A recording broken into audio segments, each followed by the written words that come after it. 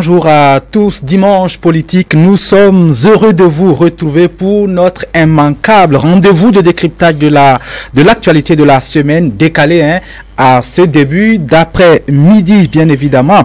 Un décalage pour lequel on s'excuse, ça pourra revenir dimanche prochain, on va dire avant le rendez-vous de l'information. Heureux aussi de retrouver notre consultant politique E-Télé, Agapit Napoléon Maforican. Bonjour à vous. Bonjour Latifo. Bonjour à tous nos téléspectateurs.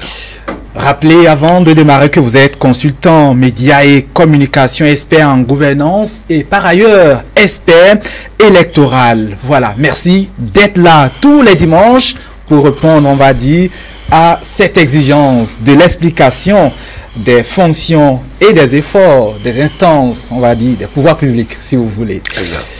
Nous allons démarrer par cette nouveauté, nouvelle initiative, le gouvernement face à la presse, un cadre mensuel décrété comme ça, de rencontre entre gouvernement et hommes des médias. Bien évidemment que ce ne sont pas tous les ministres du gouvernement qui rencontrent les hommes des médias, c'est le ministre de la Communication. Un mot pour démarrer sur, on va dire, la rencontre inaugurale, la prestation du ministre de la Communication. Un mot sur sa prestation. Ah non, je n'oserais pas qualifier sa prestation. Il connaissait les objectifs de l'exercice et à lui de savoir s'il les a atteints.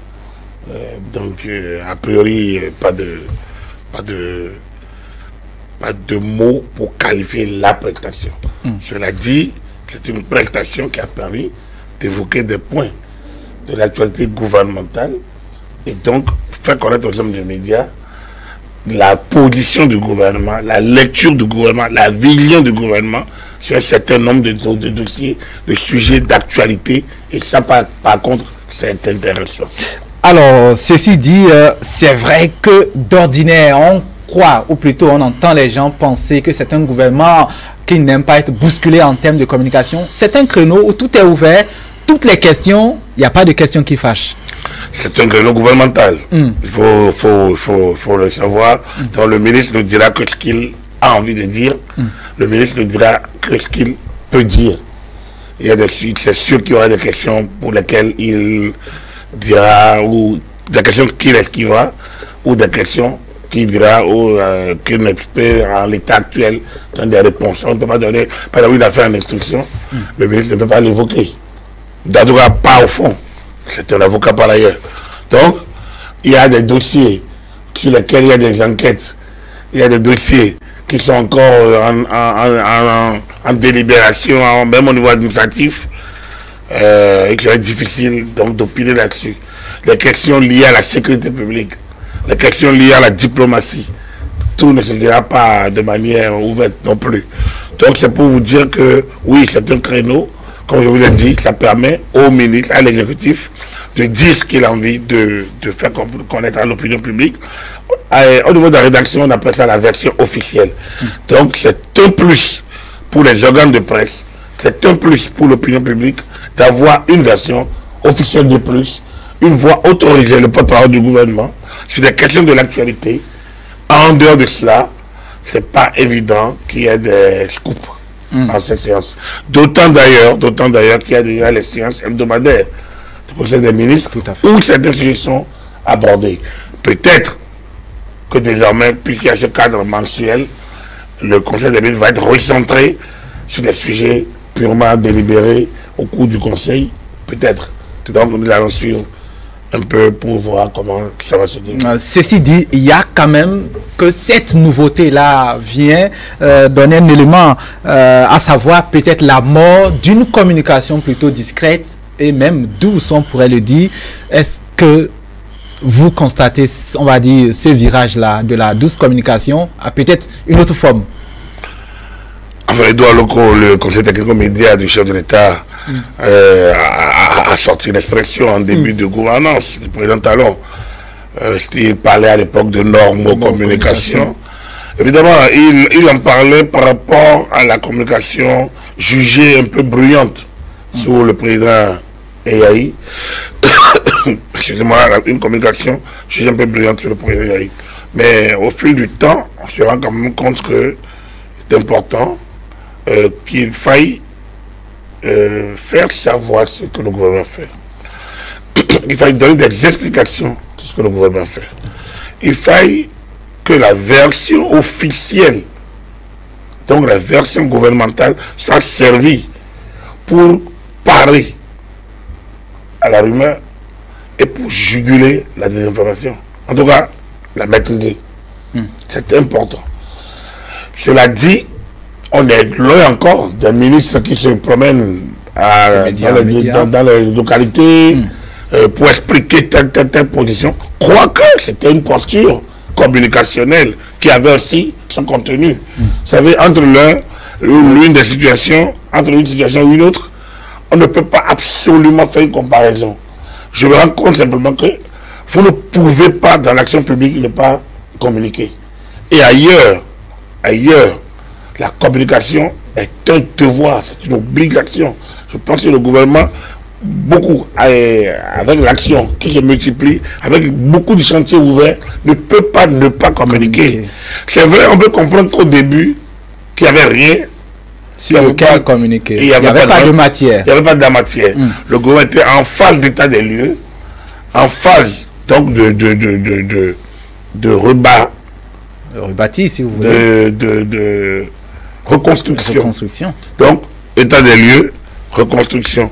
Alors, vous ne pouvez pas, dans ces conditions, faire de la communication. Elle serait une communication creuse, diffuse et inefficace. Aujourd'hui, ce n'est pas la même chose. Aujourd'hui, beaucoup de réformes sont conduites, beaucoup de chantiers sont ouverts. Nous évoluons vers des phases électorales où la désinformation est l'un des facteurs gouvernants. Tout à fait. C'est le moment. Il est important que, donc, oui. Oui, juste demander si c'est plutôt, on va dire, une évolution normale qui aboutit à ce changement de cap, ou plutôt si c'est, si vous voulez, on va dire, les élections prochaines qui priment beaucoup plus sur cette orientation. Non, c'est une évolution normale. Le temps présidentiel, c'est 5 ans. Le temps présidentiel, c'est 5 ans. Donc, il y a le premier temps qui est celui de l'état des lieux. C'est connu. Donc, le chef d'État ou son gouvernement ou ses collaborateurs ont estimé qu'il ne fallait pas faire de la communication bruyante. Vous comprenez? Donc, c'est logique qu'il y aurait des temps électoraux. C'est logique qu'on ne peut pas se taire quand l'adversaire parle. Donc, c'est tout à fait normal. On ne peut pas dire que c'est à cause des élections. Mais justement, à cause des élections, il faut communiquer. Parce qu'il faut vendre ce qu'on a fait. Il faut défendre ce qu'on a fait. Il faut assumer ce qu'on a fait. Donc, il faut expliquer ce qu'on a fait. Donc, dans cette phase-là, on ne peut pas se taire en disant c'est normal de laisser le champ. Ensuite, comme je vous l'ai dit, après 3 ans, quand l'action, les initiatives commencent par être prises, et pas être prises, c'est normal de communiquer.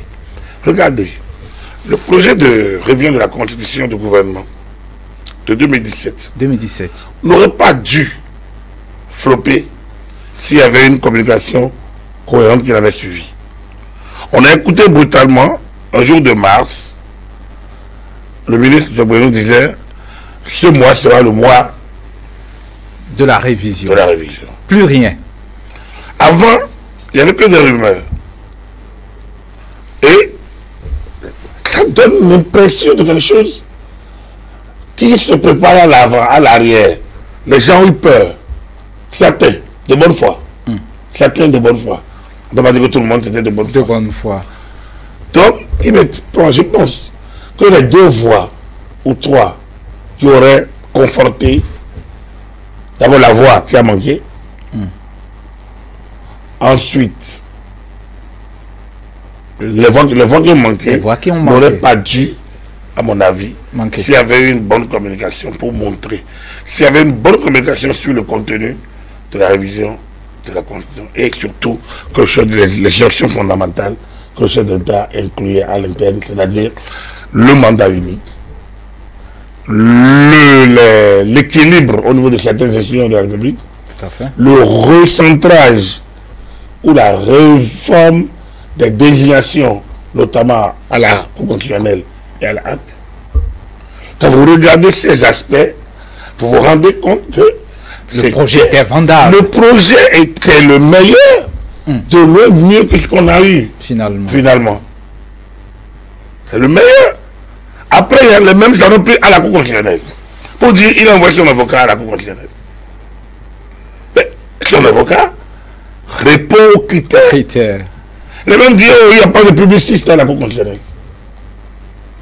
La Cour constitutionnelle fonctionne de loin mieux qu'avant. Les réformes entamées par le professeur Diabouyou, président de la Cour constitutionnelle, sont de loin mieux.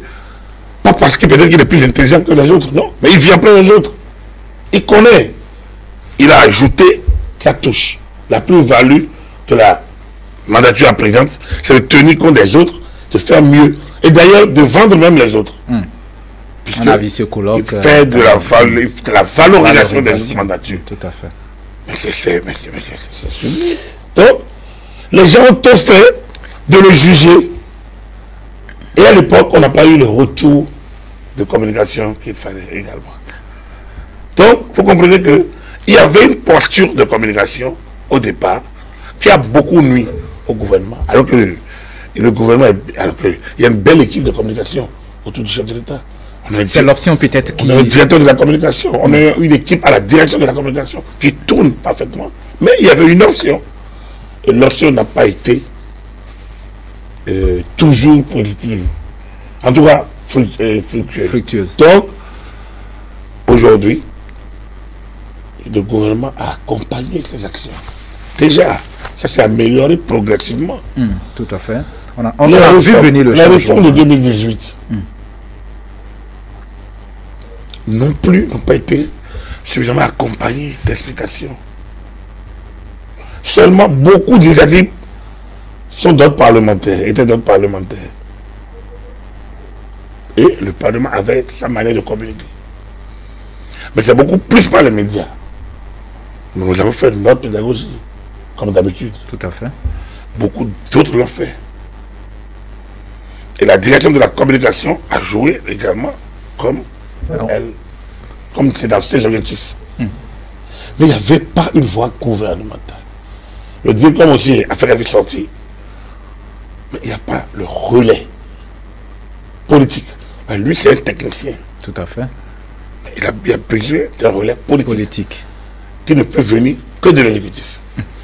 Ça pourrait être un cadre, mais ça ne peut que venir alors à moins qu'il reçoive son mandat. Peut-être le porte-parole. Il n'avait pas ce mandat. Ce mandat-là. Donc, vous comprenez que les dispositifs n'étaient pas, l'objectif n'était pas orienté par là. Mais lorsque le chef de l'État a nommé un ministre porte-parole du gouvernement, l'orientation était déjà donnée. Très clair. Puis là, on n'en avait pas eu. Et là, maintenant, on en a. Du coup, ça change tout. Et vous voyez, désormais, ce sera différent. Les gens peuvent contester la version.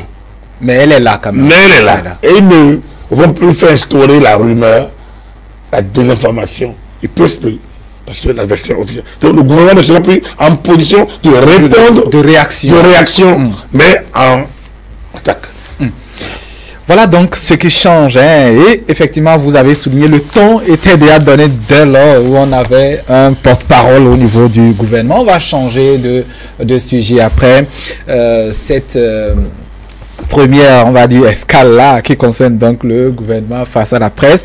Direction les collines, ça avait l'insécurité, si vous voulez même les violences, avec au finish la semaine dernière, je dis précisément, un homme arrêté à Parakou, le général autoproclamé Faletti. Et on peut se passer de ce qui l'entourait quand il a été arrêté, mais de toutes les façons, une question, est-ce que c'est le début de solution à cette violence, à ces violences-là, à cette insécurité qui, quand même, devenait inquiétante? Je vais vous décevoir. Je vais vous décevoir rapidement parce que, pour moi, ce général autoproclamé, ce monsieur ou cet individu n'est qu'une victime. D'un système qui produit l'insécurité? N'est qu'une victime d'un système identitaire mal réglé et sur lequel des cadres de certaines localités s'appuient ou appuient comme levier lorsqu'ils ont envie de se faire entendre, parfois maladroitement, parce que les leurs ne sont pas en position dominante pour prendre certaines décisions. C'est aussi simple que ça. Donc, on peut prendre Faletti, on peut en retrouver d'autres. Si on ne règle pas au fond le problème de fond, c'est-à-dire sanctionner jusqu'à la dernière rigueur les individus qui se cachent derrière ces cas pour faire rien de sécurité et troubler la quiétude des citoyens. Pour moi, ce n'est pas plus que ça. Je l'ai seulement développé la semaine dernière. Faletti, ou c'est quoi son nom, est une victime. C'est une victime. C'est bien qu'on l'ait pris. C'est bien. Il faut saluer l'action de nos forces de sécurité et leur professionnalisme, leur doigté. Il n'y a pas eu de sang. Non. Donc, c'est bien. Et on a senti un renseignement bien mené fait, et bien conduit avec les actions opératoires nécessaires. Donc, en la matière, pas de souci, c'est bon. Mais après, on peut dire Faletti après. Et après, parce que faire? On va le juger. Il aura le courage de dénoncer ceux qui ont tapé derrière. C'est quand il aura réussi ça que on peut-être peut juguler. Et ceux qui sont derrière, quand on les aurait sanctionnés convenablement pour décourager. C'est quand on aurait inscrit dans nos textes que ceux-là, c'est un type d'individus qui s'appuient sur qui s'appuient sur des considérations identitaires, ethnico-régionalistes pour assouvir des instincts de bas niveau. Je pense que quand on aurait inscrit ça, à la limite comme un acte contre la patrie, contre le pays. Un élément, par exemple, de rupture de contrat avec la nation, absolument, pas, avec l'État. Donc, avec la sanction appropriée, allant jusqu'au niveau de perte de droits civiques, je pense que on aurait réglé le problème dans le fond. Donc pour vous, les commanditaires et d'autres implications sont encore là, même avec Faletti en cage. Le cas, ça n'est pas un cas unique. La semaine dernière, je suis remonté sur... Notre pays n'a connu que ce type de situation. Il faut mettre fin. Et à chaque fois, on replâtre et on avance. Au nom de la paix. On replâtre et on avance. On ne peut pas continuer à replâtrer. Est-ce que nous avons les moyens, est-ce que l'État a les moyens de gérer cette situation-là à Saverne et même ailleurs? L'État est en train d'abord de gérer ça à Saverne. L'État a mis du professionnalisme pour mettre du cadre. Je vous l'ai dit, je vous ai passé le 28 avril à Parakou, Saverne, et Bante et Tchaourou. Je vous ai passé les premiers deux à Cotonou, Kandi et autres. Je vous ai passé après à Tchaourou et à Kassavé. Et je vous ai passé tout récemment à Saverne. Montre que le gouvernement, les forces de sécurité et de défense sont outillés pour gérer ce cas. Et ils l'ont montré avec professionnalisme, il faut le dire. Avec professionnalisme. Donc, mais on ne peut pas continuer à le gérer. Parce que quel est le problème que les gens posent? Ils ne posent pas un problème de développement. Ils ne posent pas un problème de survie. Ils ne posent pas un problème de sécurité. Ils ne posent aucun problème en fait. Et ils posent des actes attentatoire à la liberté des citoyens et à la sûreté de l'État. C'est pas normal. C'est trouble à l'ordre public. C'est ça que on appelle trouble à l'ordre public. Et c'est même aggravé, c'est des troubles aggravés parce qu'ils blessent les gens et ils sont à la base des pertes de vie et des blessés graves. De là peut-être à demander, puisque des voix comme la vôtre, voix de consultants, normal peut-être, mais des voix comme ça sont rares. De là, poser le problème quand même des cadres. Il doit en avoir dans la zone et qui maîtrisent les implications plutôt, qui ont une bonne lecture, leur rôle aujourd'hui et demain.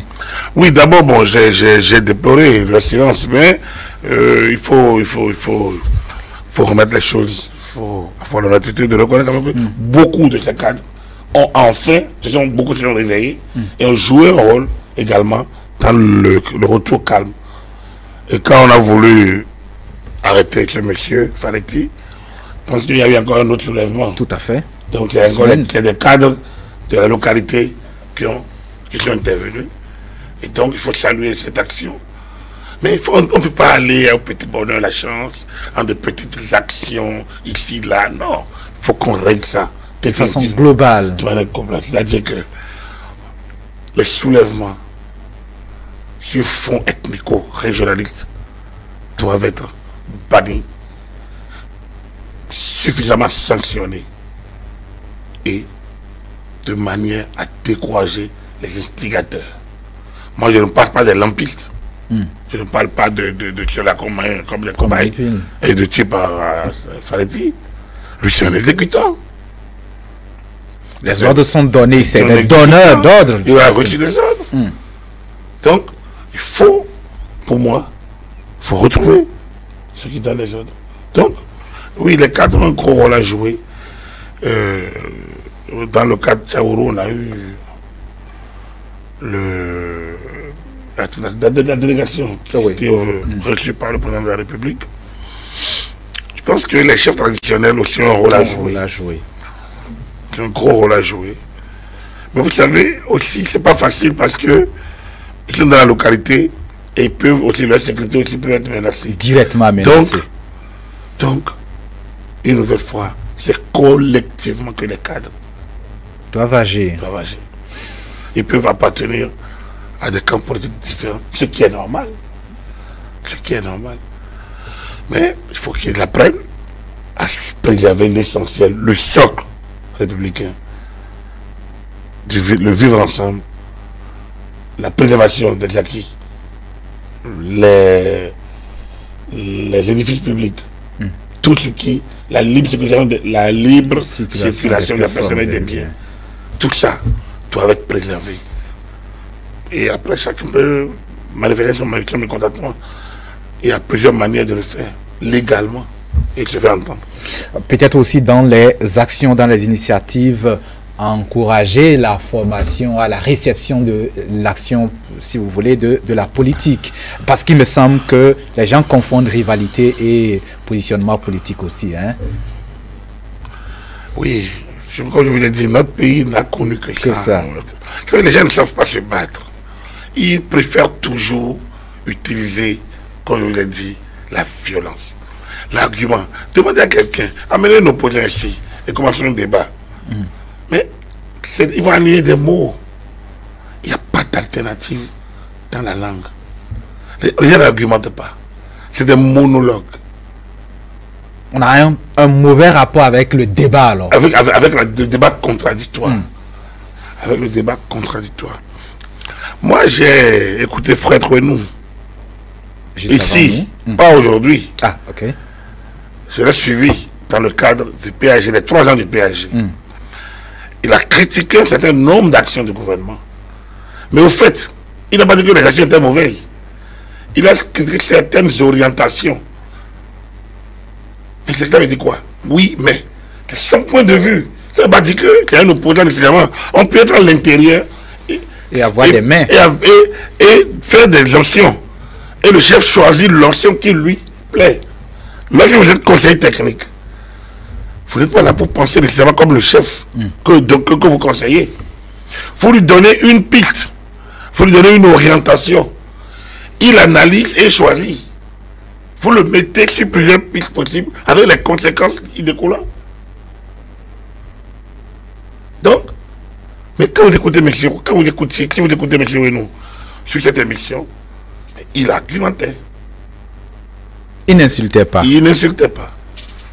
Il argumentait.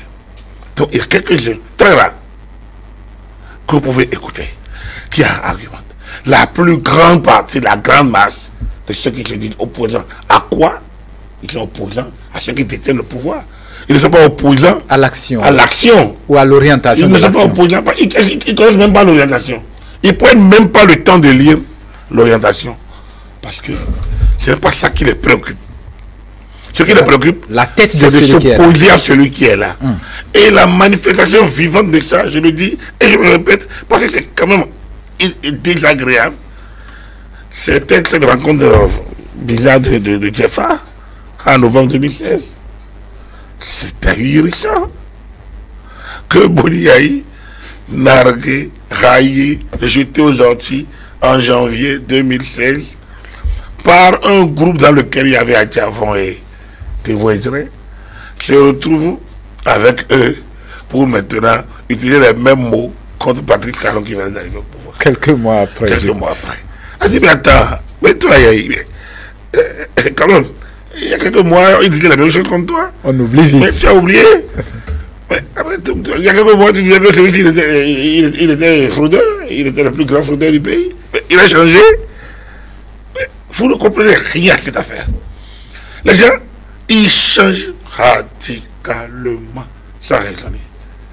Non, il faut raisonner. Quand il faut raisonner, on sait où vous allez. Moi, quand je vois frère nous, mais quelques semaines après, conseil d'organisation stratégique du ministre de la communication. Moi, je vois beaucoup plus du ministre porte-parole du gouvernement. C'est-à-dire que je le vois à cette position, il est beaucoup plus chargé des affaires stratégiques du ministre porte-parole du gouvernement. Parce que le ministre de la communication, il a un portefeuille régalien. C'est la communication des postes. Et puis il a un portefeuille sensible, enfin assez subtil, qui n'est pas un truc sur lequel c'est le porte-parole là. C'est une posture, une ouverture, une brèche qu'on lui donne. Il n'y aura pas une direction. Et qui a besoin d'être étoffé. Et il donne un contenu à ce ministère. Et c'est pour ça que déjà ces points de presse mensuels. En bas donc, il y a des actions stratégiques en matière de communication, effectivement, en matière de porte-parole, en matière de gestion des actions, gestion publique des actions du gouvernement. Donc, il faut être nous, s'y connaît. On a la chance de travailler ensemble. On s'est croisé un peu. Je sais, il est capable de le faire. Et dans l'opinion publique, dans notre Bénin, on a quelques gens du genre, quelques citoyens. J'ai regardé tout à l'heure sur l'ORTB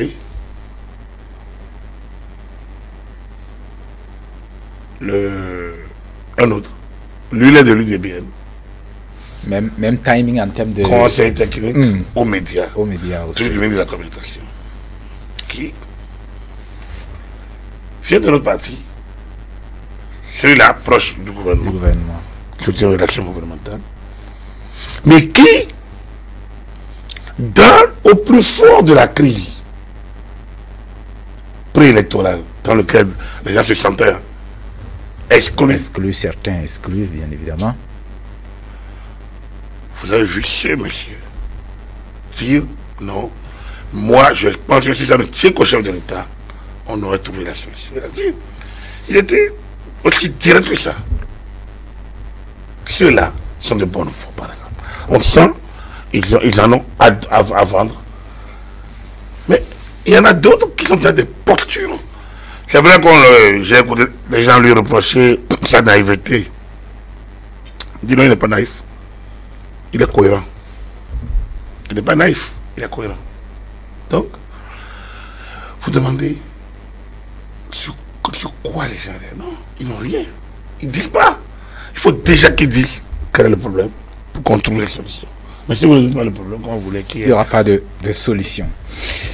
La dernière étape, le dernier tournant de cet entretien, c'est quand même la Cour constitutionnelle, et l'une de ses décisions cette semaine, c'est bien évidemment cette décision-là qui concerne un recours des détenus dans l'affaire d'Anivor. La Cour a décidé, et c'est bien en faveur des requérants qui se retrouvent être, bien évidemment, comme je le disais, les détenus. Le timing pour être détenu dans une affaire pareille, c'était trop long.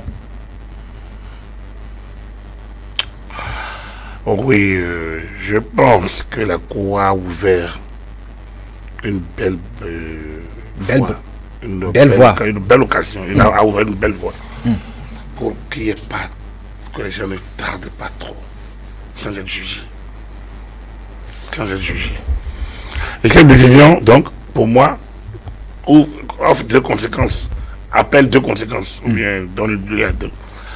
C'est la première, c'est désormais, on fait attention au délai. Mais la deuxième, c'est qu'il faut quand même aller au bout de ce dossier Parce qu'il faut dire qu'il a été quand même... pour comprendre ce qui s'est passé.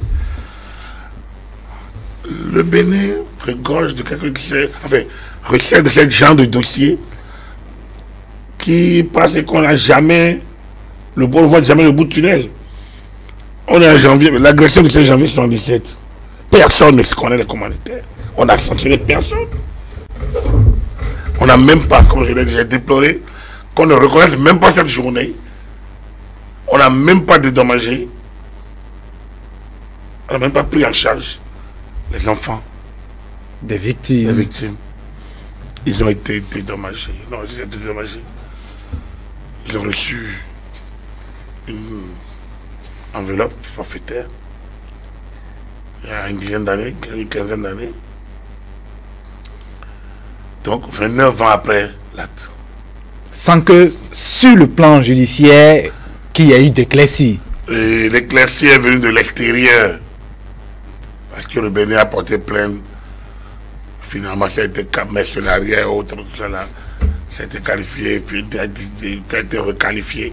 Mais c'est contre Bob Denard, contre des pays. Pas contre les locaux. En clair, on ne connaît pas la vérité officielle. Alors qu'il est évident qu'il y a des locaux. C'est ça. Non, si Bob Denard, qui est un mercenaire, c'est pas pour prendre, c'est pas pour diriger le Bénin. C'est pour installer quelqu'un. Oui, c'est pas pour donner le Bénin au pays condamné. Si les pays là, à l'époque, la France, le Maroc et le Gabon, entrent dans 3 pays comme ça, entrent dans cette affaire, c'est quand même pas pour que c'est pas un Marocain qui viendra prendre la tête du pays. Hein? Donc, à l'époque, parce que 43 ans sont passés, les rapports entre le Bénin, le Gabon se sont beaucoup améliorés. Il y a eu visite de Kérékou à Libreville, donc ça a changé. Le Maroc s'est excusé très tôt, donc l'affaire a évolué, a très vite évolué. Et puis après, bon, la France. On a une relation tumultueuse avec la France, qui est aujourd'hui l'un des partenaires privilégiés du Bénin. Donc, bref, bon, ça s'est tué progressivement. Et puis, ce n'était pas le gouvernement. Ce n'est pas nécessairement les gouvernements français qui étaient absolument complètement. C'était c'est pas l'État français lui-même. C'est des personnes des Français. Donc, ce dossier aurait permis de voir clair dans tout ça.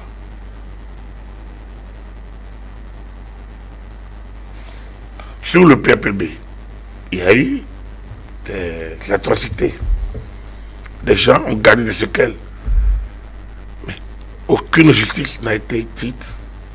On n'a jamais fait la lumière sur les conditions dans lesquelles ces personnes étaient là. Ces personnes-là ont été vitriolées, torturées. On n'a pas situé la responsabilité, on n'a pas sanctionné. Révolution finie, on l'a enterré avec tout ça. Mais à un moment donné, on leur dit même d'aller porter plainte. Alors que là, la conférence nationale, on a dit qu'il faut les dédommager. Mais après, on leur a dit d'aller porter plainte. Ils sont restés là sur mon fond. Et c'est fini. L'affaire du sous-préfet, Pamphile Ressou. Le sous-préfet de Boukombé. Disparu. Qui a disparu en 1994. 25 ans. 26 ans déjà. Aucune lumière. Aucun procès. Aucune responsabilité. Donc, vous voyez qu'on peut... Non, c'est important. Déjà, nous avons connu au moins la fin du procès XCC. C'est important de connaître la fin du procès Taïwo pour que, enfin, lumière soit faite sur ces cas de dossier. Donc, on s'achemine vers une reprise en main de ce dossier-là par la justice, sans doute. En tout cas, c'est une très bonne chose. J'espère bien qu'on ira à la fin. Pour moi, il faut que lumière soit faite. Il faut qu'on sache ce qui s'est passé. Il faut que les parents fassent leur deuil si le monsieur est décédé, effectivement. Et s'il ne s'est pas décédé, c'est là où il est, qu'on puisse le retrouver. Donc, l'un dans l'autre, il est quand même important de faire la lumière et de sanctionner.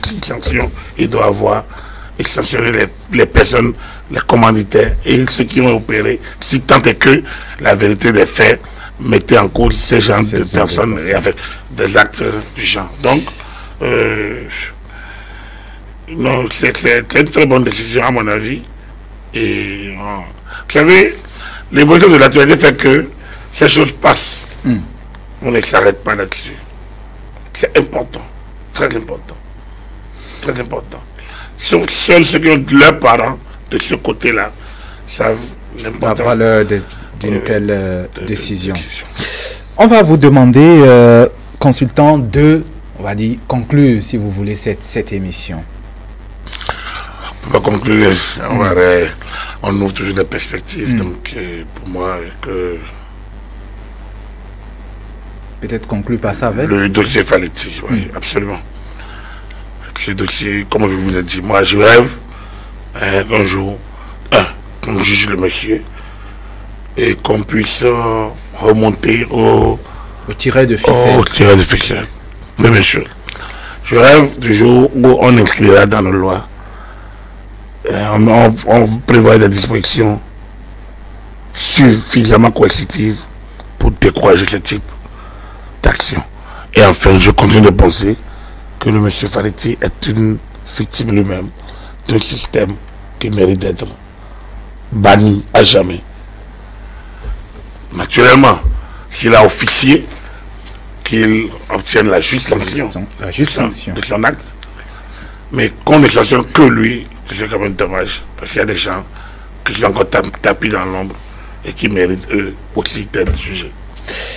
Merci beaucoup à vous, Agapit Napoléon Maforican, consultant médias et communication, expert en gouvernance et expert électoral. Merci d'être là tous les dimanches pour jouer ce rôle-là combien important dans la réception juste de tous les efforts qui se font par les pouvoirs publics. Amis téléspectateurs, merci beaucoup.